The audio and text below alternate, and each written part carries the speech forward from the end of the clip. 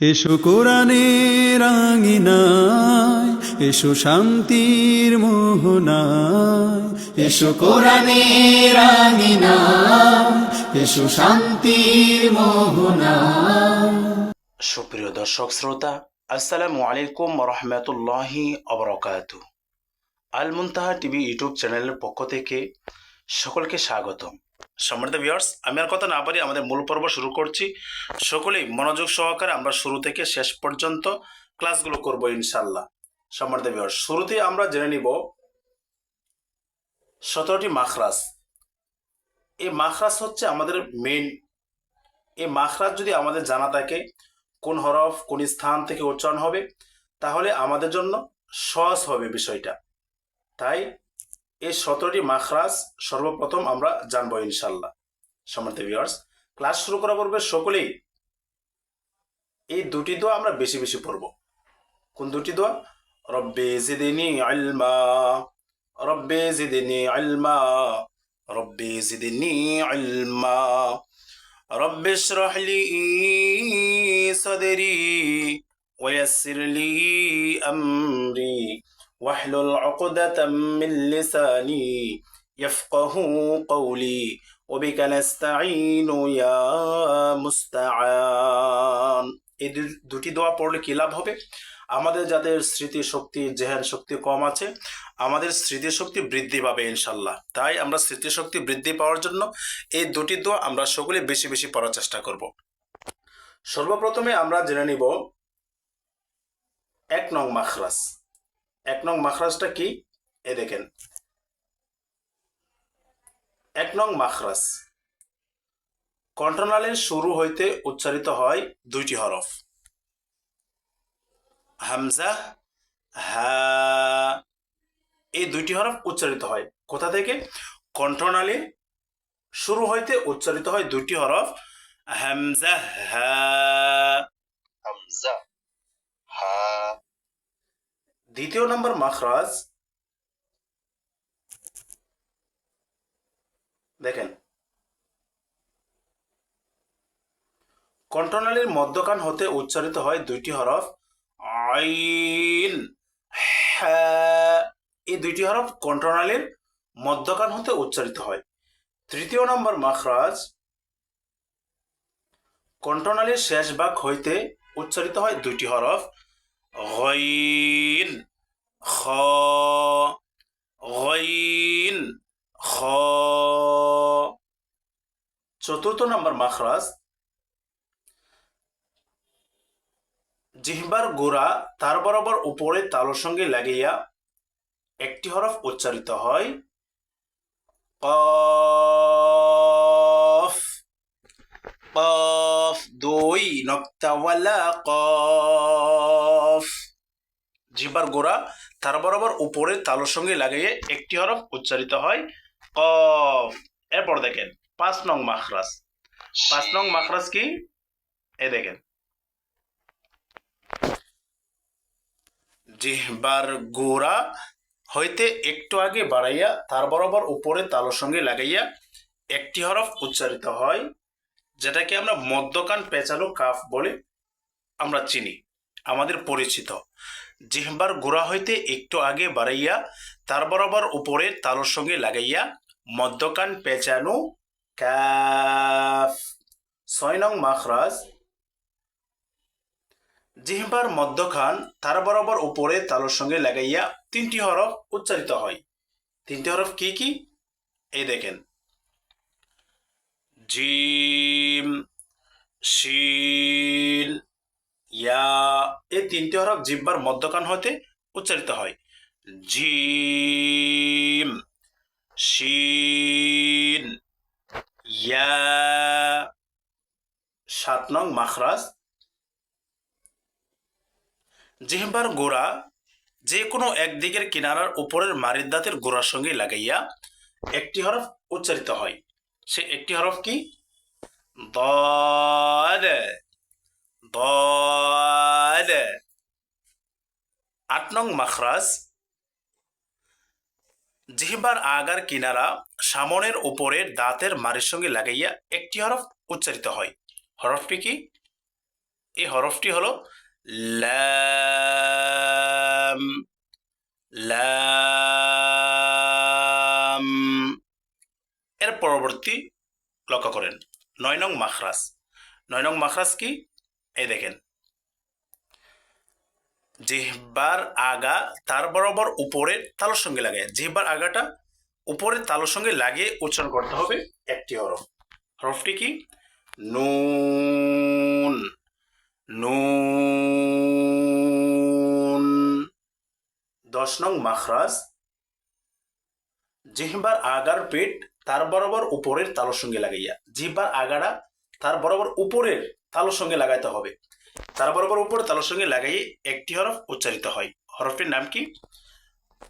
র। র। 11 নং মাখরাজ, জিহ্বার আগা সামনের উপরে দাঁতের গোড়ার সঙ্গে লাগাইয়া 3টি হরফ উচ্চারিত হয়। ত। দাল। তা। ত। দাল। তা। 12 নং মাখরাজ, জিহ্বার আগা সামনের নিচের 2 দাঁতের পেট ও আগার সঙ্গে লাগিয়ে 3টি হরফ উচ্চারিত হয়। জা। সিন। صاد। জা। সিন। صاد। জিহ্বার আগা সামনের নিচের 2 দাঁতের পেট ও আগার সঙ্গে লাগিয়ে 3টি হরফ উচ্চারিত হয়। জা। সিন। صاد। এরপর দেখেন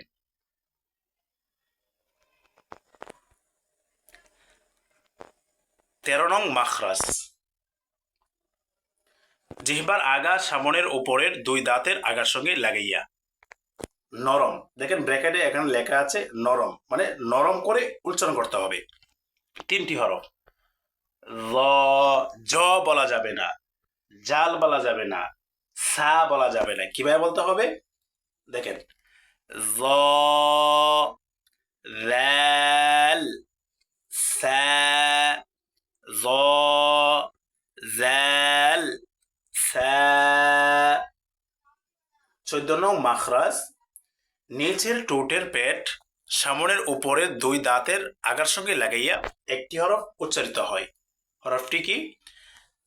ফা। ফা। নিচের ঠোঁটের পেট সামনের উপরে 2 দাঁতের আগার সঙ্গে লাগাইয়া ফা। 15 নং মাখরাজ, 2 ঠোঁটের মধ্যস্থল হইতে পড়া হয়। কয়টি হরফ? 3টি হরফ। বা।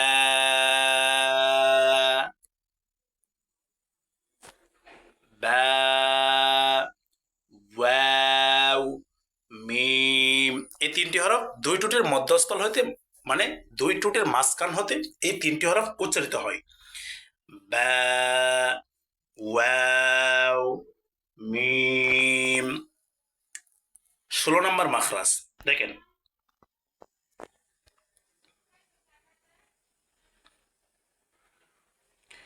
মুখের খালি জায়গা হইতে মাদের হরফ পড়া যায়। যেমন বা। আলিফ জবর বা। বা ইয়া জের বি। বা ওয়াও পেশ বু। বা। বি।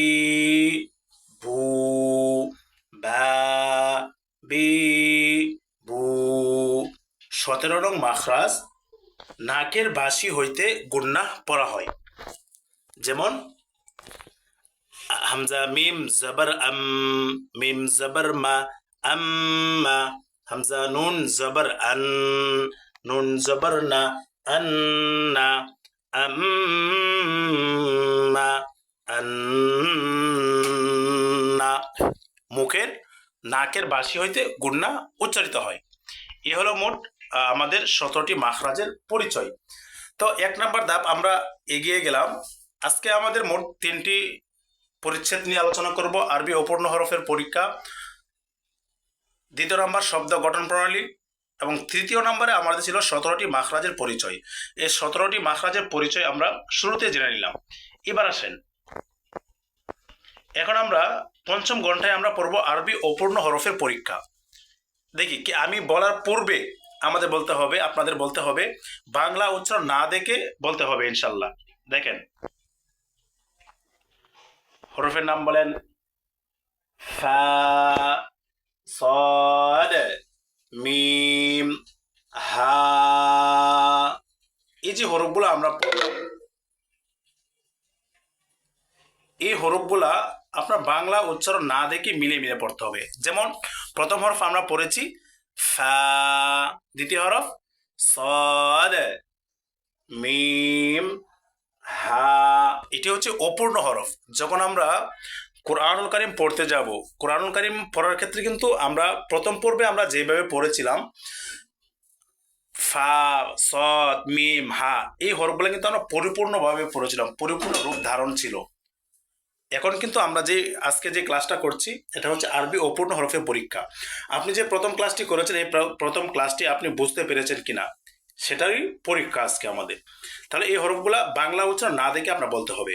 তাই প্রথমে আমরা পড়েছি ফা, সদ, মিম, হা। দ্বিতীয় নম্বরে দেখেন এই হরফটার নাম কি হবে, এই হরফের নাম কি, এই হরফের নাম কি, এই হরফের নাম কি বলেন তো? বাংলা উচ্চারণ না দেখে পড়তে হবে। দেখা মাত্রই আমি যখন গোল চিহ্নটা আমি দেব, এই গোল চিহ্ন দেওয়ার সাথে সাথে কিন্তু আপনার পরিণত হবে। দেখেন বা, গইন, বা, জিম, এভাবে পড়তে হবে ইনশাল্লাহ। এরপর দেখেন এটা কি হরফ, এটা কোন হরফ, এটা কোন হরফ, এটা কোন হরফ, এভাবে মিলে মিলে পড়তে হবে। আমি এই যে গোল চিহ্নগুলো দিচ্ছি এই গোল চিহ্নটা দেখা মাত্র কিন্তু আপনার বলে দিতে হবে এটা এই হরফ, এটা এই হরফ।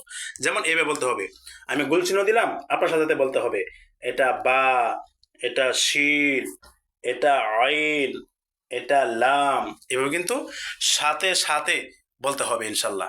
এর পরবর্তী দেখেন, দেখি গোল দেওয়ার সাথে সাথে কে কে বলতে পারেন এই হরফের নাম কি হবে, এই হরফের নাম কি হবে, এই হরফের নাম কি হবে, এই হরফের নাম কি হবে।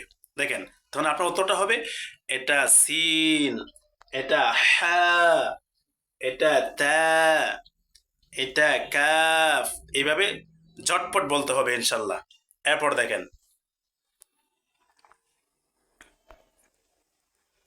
এই হরফের নাম কি, এটা কোন হরফ, এটা কোন হরফ, এটা কোন হরফ। তখন আপনার উত্তর এটা সা, এটা হা, এটা কাফ, এটা কফ, এইভাবে আপনার উত্তর দিতে হবে ইনশাল্লাহ। এই দেখেন বা, শিন, আইন, লাম, সিন, হা, তা, কাফ, হা, হা, কাফ, কফ। এভাবে ঝটপট উত্তর দিতে হবে ইনশাল্লাহ। এর পরবর্তীতে দেখেন আমি গোল চিহ্ন দেওয়ার সাথে সাথে আপনার বলতে হবে। বলেন সবাই বলেন, বলেন, বলেন এটা দল, এটা খ, এটা হা, এটা ইয়া, এভাবে সাথে সাথে বলতে হবে দল, খ, হা, ইয়া। এরপর দেখেন বলেন এটা কি হরফ, এটা কোন হরফ, এটা কোন হরফ, এটা কোন হরফ। তখন আপনার ঝটপট এভাবে বলতে হবে এটা গইন, এটা ফা, এটা নুন, এটা আইন।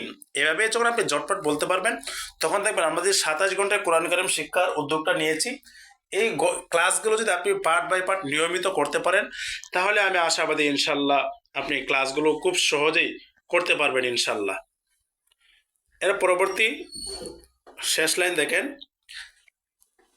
এই হরফের নাম কি বলেন, এই হরফটার নাম কি বলেন, এই হরফটার নাম কি বলেন, আর এই হরফের নাম কি বলেন। এটা দদ, এটা খ, এটা হা, এটা র, এভাবে কিন্তু ঝটপট বলতে হবে ইনশাল্লাহ। তো সম্মানিত ভিউয়ার্স আমরা পঞ্চম ঘন্টাও পড়লাম আমি এই হরফগুলা আরেকবার আমি আপনাদেরকে বলছি, দেখেন আপনার শুধু মিলিয়ে মিলিয়ে পড়তে হবে। ফা, স,